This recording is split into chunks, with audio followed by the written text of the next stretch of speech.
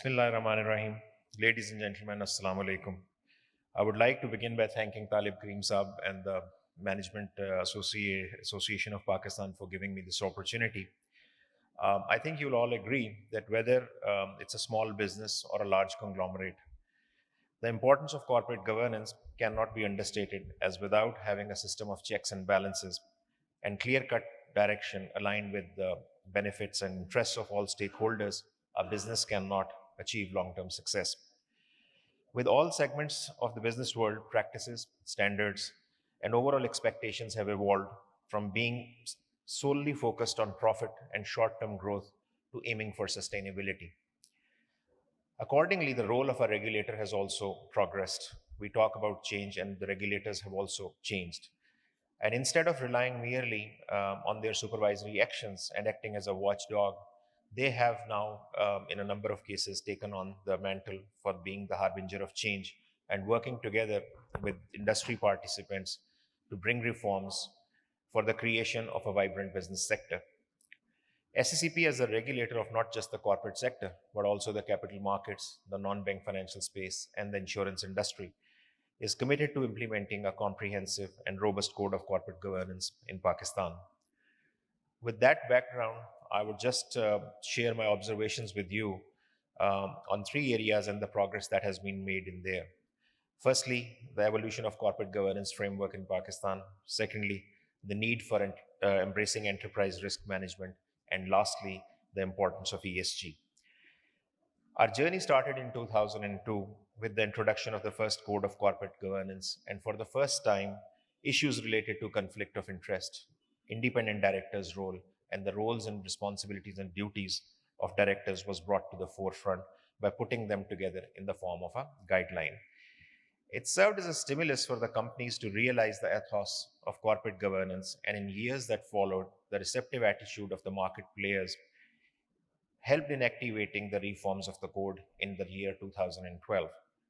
This ushered a number of new provisions related to rights of minority shareholders, corporate social responsibility, and bringing gender diversity into the code.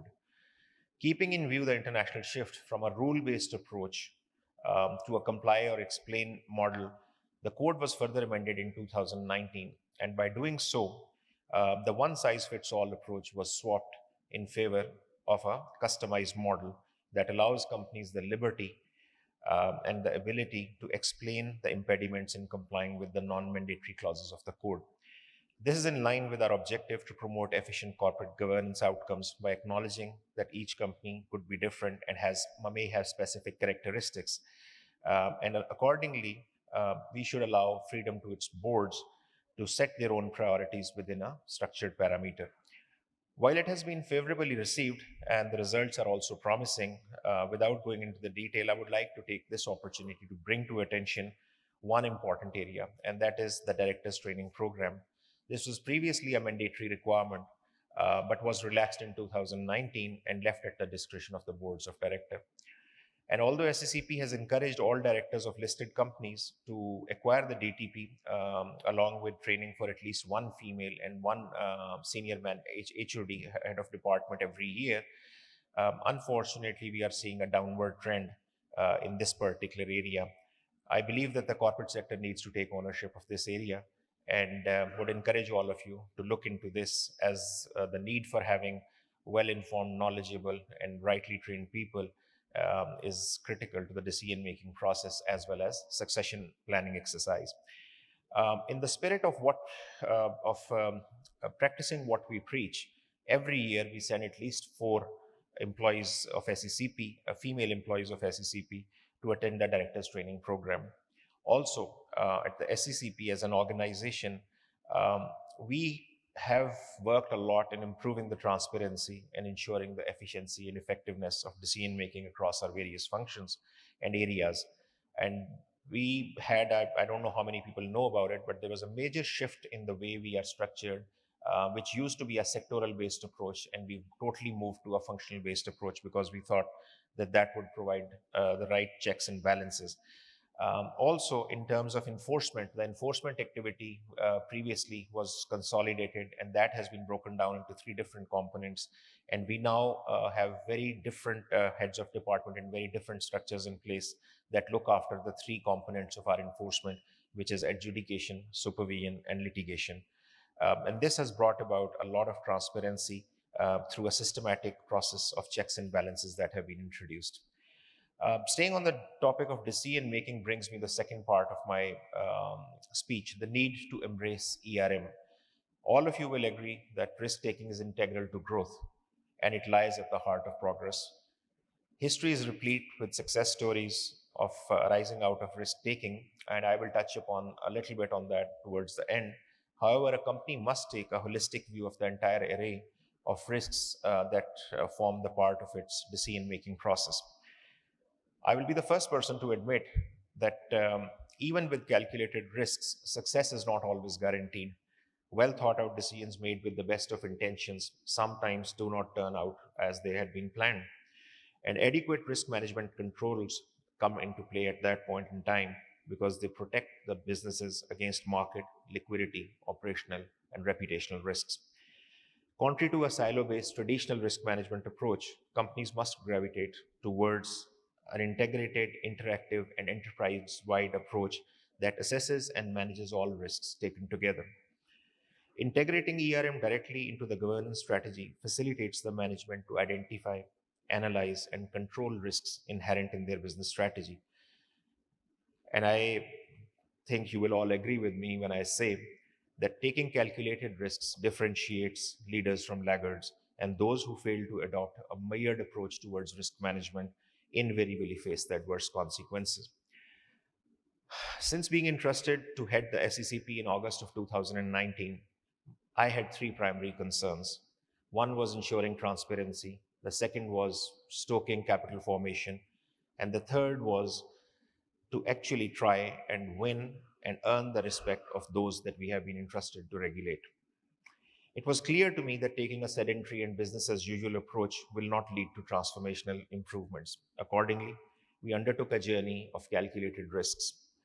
I will cite two examples. The speed with which we have changed, I'm not sure how many of you are familiar with it, but the speed with which we've changed the regulations, just to give you an idea, of the 14 principal legislations that we administer, we have actually revamped 12. Three have been approved, and the others are at various stages of regulatory approval. Although the Committee for Sponsoring Organizations of the Treadway Commission, COSO, guidance on integrated framework for ERM does not apply to regulators like us, we knew that we need to learn a lot from that approach. And in order to significantly alter the way in which we had traditionally operated, we had to develop detailed work plans. We had to identify potential pitfalls, undertake worst case scenarios, and finalize what if responses. So, as a result of this approach, we focused on breaking down the components and steps involved in what was to be a long journey with obviously many risks and also the strategy to deal with them as they come along. I would like to emphasize that the existence of an ERM framework is also something that sends very strong signals to the market and helps improve investor confidence. However, I must also add that a risk culture lies at the core of our enterprise risk management framework. There is a statement attributed to Peter Drucker: culture eats strategy for breakfast every morning. Unless an organization has a risk culture, a strong management at the top, and prudent risk management attitude, it will not develop and benefit from the decision making process at its lower level managers. This brings me to the final point of my speech, which is the importance of ESG. We have in the past laid emphasis on improving corporate governance and to some extent the ERM as well. But I believe that more attention needs to be placed on looking at governance from the ESG perspective. And I think Dr. Shamshad Dakhtar, you'll be happy to hear that, and we both agree on that. ESG is a global concern as world leaders, policymakers, investors, and the public are increasingly recognizing the importance of sustainability in financial reporting, ethical investing, and socially responsible business practices. A priority area for the governments all over. It is also a key pillar of the United Nations SDG 2030 agenda and the key focus during the COP26, with world leaders calling for more action for the protection of environment. Being amongst the countries vulnerable to climate change, we need to pay attention to this vital area fast. SECP introduced the guidelines for corporate social responsibility in 2013, serving as a base for companies' responsibility towards the community and the environment. This inward looking approach of CSR must now evolve into a forward looking approach by businesses towards environment, social, and governance risks and opportunities. And in a welcome development, conversations on integrating ESG issues on board agenda and sustainability disclosures are also gaining momentum in the country. SECP, through its corporate governance regime, directly caters to the ESG impact indicators, such as inclusive and diverse boards. And also, companies are required to have an ESG policy covering health, safety, and responsible investment aspects as part of their business strategy. Recently, guidelines have also been introduced for the issuance of green bonds in Pakistan, facilitating issuers of debt securities to diversify their source of financing by initiating sustainable projects for combating climate change and serving as a viable option to environmentally conscious investors. I will just share a very small example with you of how small things can make a big impact. SECP has been able to reduce the use of its stationery items by 55% in the last 1 year, directly as the result of re-engineering, reprocessing, and digitalization of our internal workflow. This reduction in paper usage has translated into saving 38 trees in the span of 1 year. Imagine what the entire public and corporate sector can achieve. SECP has also initiated dialogue with stakeholders and is working on an ESG regulatory roadmap, serving as an action plan for making meaningful progress in the next few years. While a lot can be said about the benefits of protecting environment, I would like to share an excerpt from the speech of Chief CL, the controversy around the exact words notwithstanding. He is reported to have said, "The earth does not belong to the man, man belongs to the earth. All things are connected like blood that unites all of us. Man did not weave the web of life, he is merely a strand in it. Whatever he does to the web, he does to himself. One thing we know, our God is also your God, and the earth is precious to him, and to harm the earth is to heap contempt on its creator." Ladies and gentlemen, with this, I move to the last part of my speech, and I will conclude by leaving some parting thoughts with you. Firstly, today, what I have talked about is not about incurring costs. It is about investing into the future. We have many examples around the world of entrepreneurs going as far back as Henry Ford or as close as Ratan Tata, who are known not just because of their contribution to the cause of business, but also because of the positive influence they had on their communities. I would like to urge companies who are striving to be the best in the country to try and strive to be the best for the country. And I look forward to your suggestions and the discussions that take place today as we move forward towards an integrated ESG strategy that collectively caters to all three P's of sustainability: people, planet, and profitability. Secondly, businesses and companies need to be treated as going concerns and not family owned assets by their sponsors, as their impact goes much beyond the products and services they offer and the profits that they make in the near to medium term. So we should always aim to build to last rather than build to benefit. And invariably, the benefits will flow. Finally, the importance of innovation. I would not go without touching upon on that, as without it, we cannot advance. Like I mentioned a little while back, technology-driven companies like Tesla, Uber, Google, Amazon are rewriting the history of corporate success.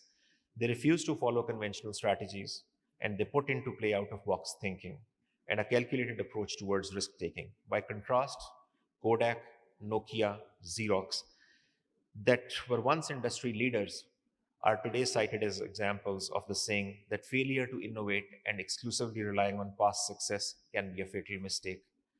In the end, I would again like to thank the Management Association of Pakistan for their continuous efforts in promoting professionalism in the country. And I'm confident that by working together, we can all achieve the desired outcomes of shaping a responsible, resilient, and sustainable future for our future generations. Thank you.